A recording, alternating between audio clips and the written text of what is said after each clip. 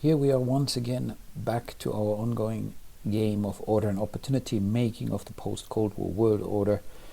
China is up. We start, as is by now so very familiar, with a development card draw.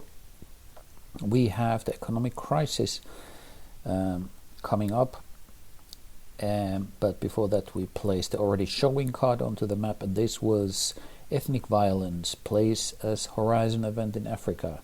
You will remember horizon events are these cards in the landscape orientation. Ethnic violence is in the position to bring a world event, DR Congo, into play, as well as the Africa scoring card. This may be something that the EU has an interest in. Africa is pretty empty at this very moment. There's only EU political control in North Africa, so they may well be interested in bringing the emerging markets pivotal event for Africa into play. We will see about that when it's the EU turn.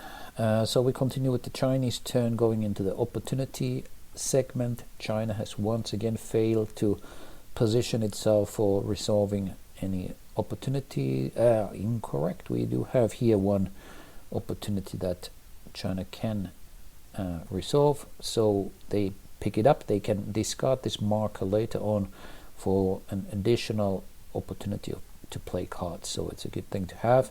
And we draw immediately a replacement. This is Asia Pacific militant Islam.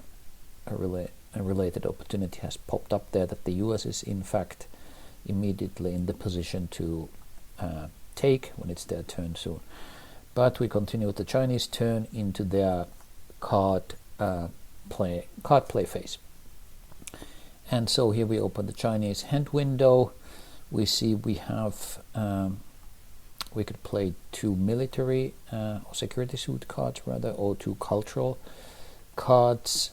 We could even play a single economic card and try to see if we could make use of the momentum effect, which allows us to play an additional command.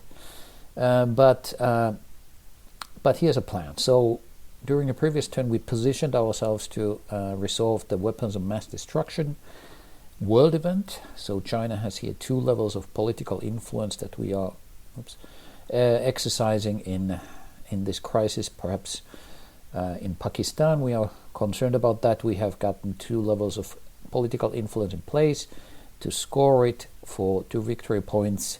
It's pretty costly though to score or trigger the resolving of a world event. It cost me 2 cards, so let's now go and nominate these 2 cultural cards. The culture suit has no consequences, so at least there's that, and that allows us to grab this world event and declare it resolved.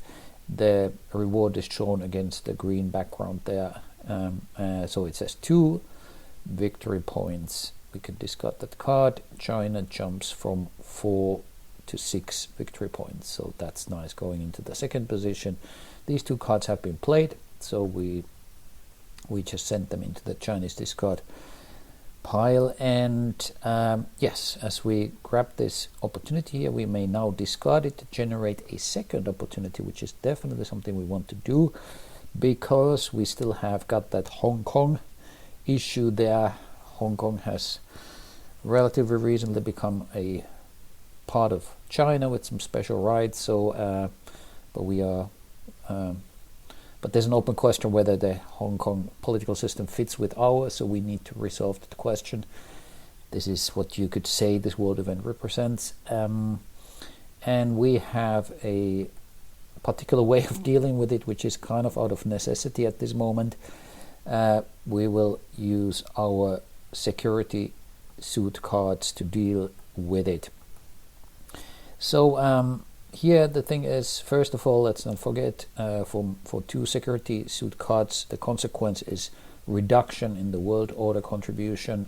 Our commitment to rules-based world order is declining because of what we are about to do. We are about to flex our muscle with regard to Hong Kong, and so the world event card here shows the type of influence that can be used to resolve it.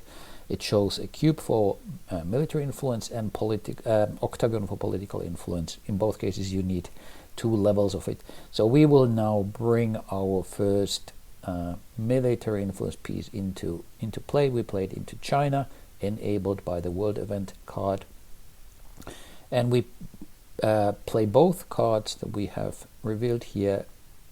So that means we gain immediately 2 levels. We pay 1 resource as the space selection cost, and yes, that's our play. Unfortunately, already both of these cards go in there, are used in the process, so they can be discarded.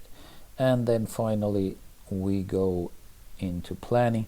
The thing with Hong Kong now is we are in the position to resolve this card during the next 4th round. We are currently here in the 3rd round, and the 4th round is coming up, and that's the last round before the so-called globalization phase, during which if a world event is not resolved, then the red effect, the so-called unresolved effect, will kick in, and that would be China loses 1 victory point, as shown by this red icon there. So that's not good. Therefore we are just in the nick of time getting in position to resolve the world event. But yes, planning. So planning, what do we want to bring into play? Do we want to lean into our military side of things?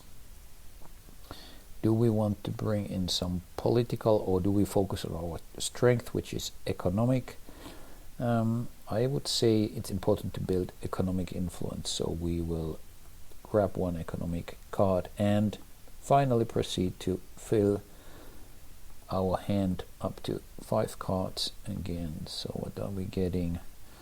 It's a reasonable looking hand going into the last round. So yes, that concludes the Chinese turn. Next up, in the next video, we've got Russia.